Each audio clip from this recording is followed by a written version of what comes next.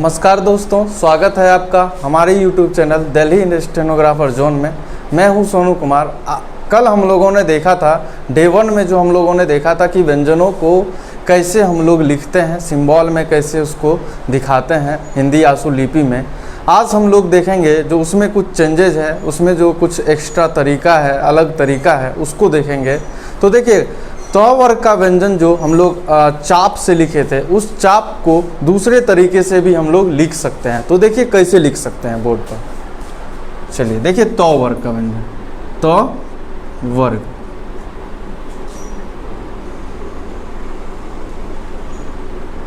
देखिए, हम लोगों ने देखा था कि त को ऐसे लिखते हैं, और ये कौन सा लाइन होता है, तो थीन लाइन होता है। तो त को, ये जो त है, इसको हम लोग ऐसे भी लिख सकते हैं, ठीक है। इसी तरीके से थ को हम लोगों ने देखा था कि थ को इस तरीके से करके और यहाँ कट लगाते हैं, ठीक है। तो थ को ऐसे भी लिखते हैं और हम लोग इसको ऐसे भी लिख सकते हैं, इसको भी बीच में कट लगाएंगे, ये थीन लाइन में होगा। द के लिए देखिए, हम लोग एक डीप लाइन खींचते हैं, ये डीप लाइन होता है, याद कीजिए, डीप लाइन होता है, और इसको पढ़ते हैं द।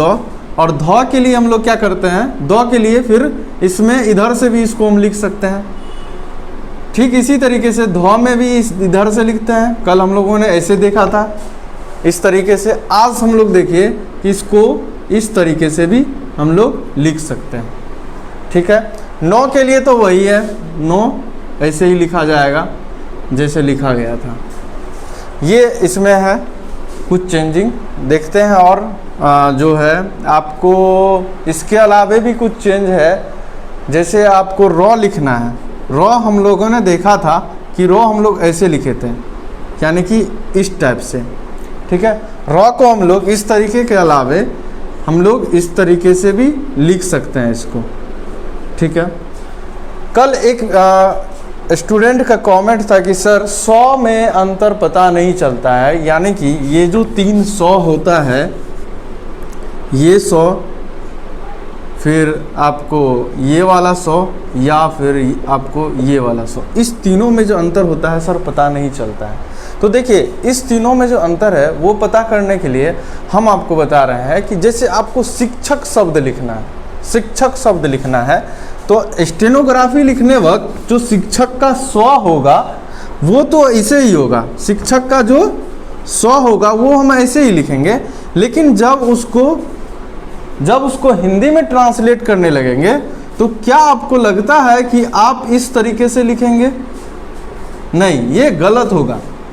तो हम लोग शिक्षक लिखते कैसे हैं, हमको तो खुद पता है ना कि शिक्षक ये तालव्य स, अक्ष और क होता है, ये तो हमको पता है। 100 लिखने वक्त स्टेनो में इसी तरीके से लिखते हैं। जब लेकिन हिंदी लिखते हैं तो उस समय हम लोग सोच करके लिखते हैं कि आने वाले शब्द में कौन सा 100 यूज होने वाला है। जैसे एक बात कह रहे हैं आपको कि षटकोण लिखना होता है, षटकोण, षटकोण, षटकोण के लिए ये सही होता है। अगर हम लोग इस षटकोण के बदले षटकोण ऐसे लिख दें तो बताइए, ये तो गलत हो जाएगा, फिर हो जाएगा। तो हम लोग 100 जब लिखते हैं तो ऐसे ही लिखते हैं, लेकिन जब हिंदी लिखने लगते हैं तो हिंदी ऐसे लिखते हैं, ना कि ऐसे लिखते हैं, ये गलत हो जाएगा तब।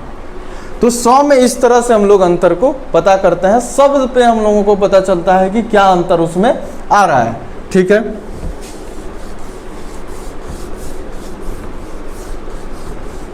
चलिए देखते हैं इसके आगे थोड़ा सा स्टार आप लोगों को जो आज का इम्पोर्टेंट पॉइंट होगा वो हम आपको अब लिखाएंगे बोर्ड पे। देखिए पॉइंट को, देखिए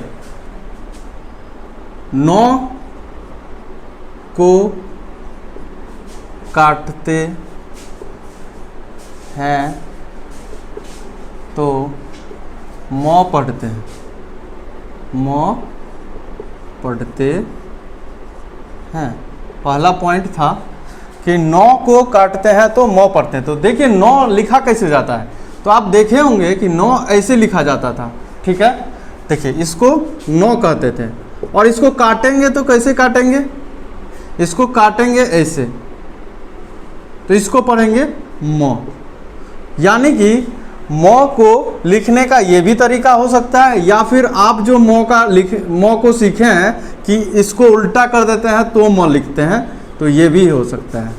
तो हम लोग म को दोनों तरीके से भी लिख सकते हैं। इसी तरीके से दूसरा स्टार है कि म को काटते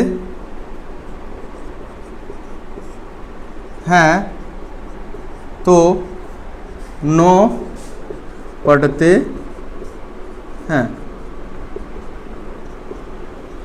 म को काटते हैं तो नो पढ़ते हैं। तो म कैसे होता है, ऐसे होता है म, और इसको क्या करेंगे, कट लगाएंगे, इसको कट लगाएंगे, तो कट लगाएंगे तो इसको नो पढ़ेंगे।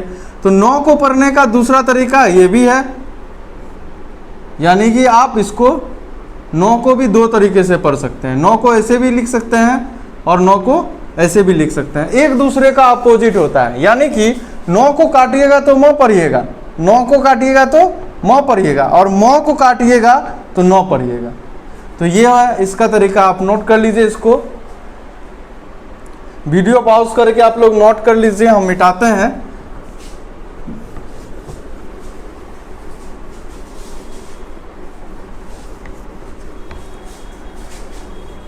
चलिए नेक्स्ट देखिए, नेक्स्ट स्टार है ह को काटते हैं तो ढ पढ़ते हैं। ह जो होता है, ह जो लिखते हैं हम लोग इस तरीके से, इसको अगर काट देंगे, काटेंगे कैसे, तो ऐसे काट देंगे, तो इसको ढ पढ़ेंगे। ह को काटने के बाद ढ पढ़ेंगे, ढ में जो ढ होता है वो वाला ढ। उसके बाद ह को लिखने का, ये तो अपवर्ड हो गया आपको, अपवर्ड डाउनवर्ड भी होता है। ह को ऐसे भी लिखते हैं, ये भी ह है। इसको भी जो हम लोग काट देंगे तो इसको पढ़ेंगे ढ। तो ह को काटने से हम लोग ढ पढ़ते हैं, ढ वाला ढ। ठीक है, इसको भी आप लोग लिख लीजिए, नोट कर लीजिए। देखिए नेक्स्ट स्टार देखते हैं। चलिए नेक्स्ट स्टार देखिए, र जो होता है, र को काटते हैं तो बड़ा वाला जो र होता है ये पढ़ते हैं।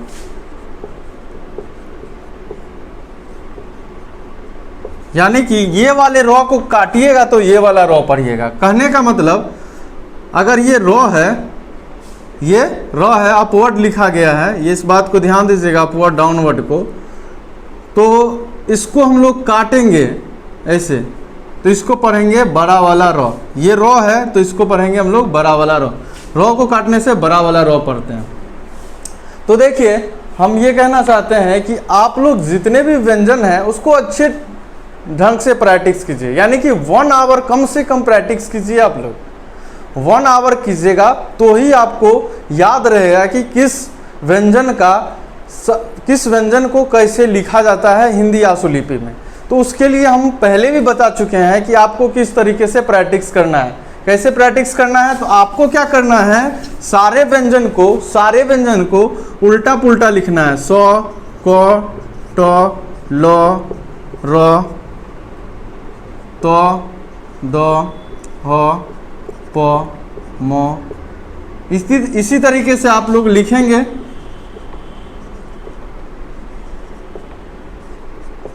उल्टा पुल्टा करके लिखेंगे और उसको प्रैक्टिस करेंगे।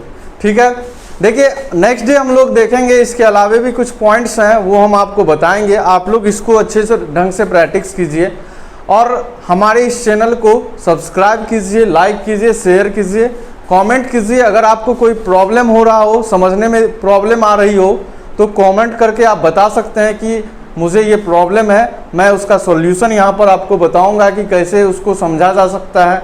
तो देखिए हिंदी आशुलिपि आपको धैर्य से प्रैक्टिस करते रहने से हो जाता है, आसान हो जाता है। ये कोई मुश्किल काम नहीं है सीखना।